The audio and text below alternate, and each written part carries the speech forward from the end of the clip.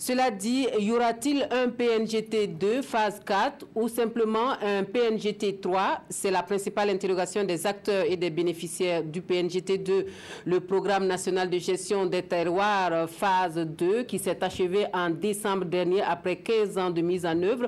Le bilan est fait à Ouagadougou depuis ce matin. L'on note au titre des acquis plus de 26 000 micro-entreprises financées, des infrastructures sanitaires et éducatives réalisées à travers le pays, mais aussi le renforcement des capacités des acteurs locaux. Le colloque qui fait le point de l'exécution s'est ouvert en présence du président du FASO et de Amadou Ilboude et Tanga Kafando.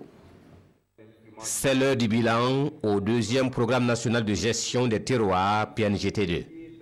Pendant 15 ans, ce sont plus de 26 000 micro-entreprises financées au profit de 8 millions de Burkinabés, des infrastructures socio-éducatives et économiques financées à hauteur de plus de 116 milliards de francs CFA par la Banque mondiale et autres partenaires. La mise en œuvre du PNGT2 a permis, entre autres, le financement de 26 624 micro-projets d'investissement et a impacté positivement les conditions de vie de plus de 8 millions de Burkinabés en matière d'accès à l'eau potable, aux infrastructures de santé, d'école, d'assainissement et d'amélioration du capital de production agro-silvo-pastorale.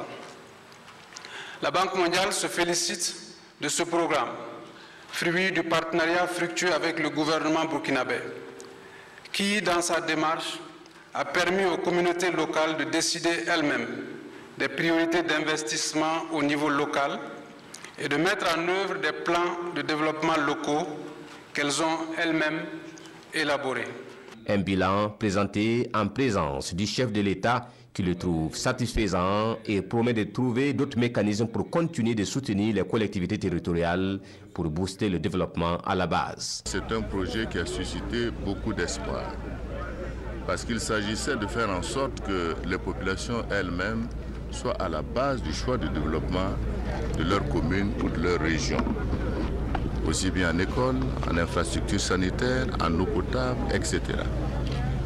Donc c'est un bon exercice que nous avons déroulé depuis 15 ans.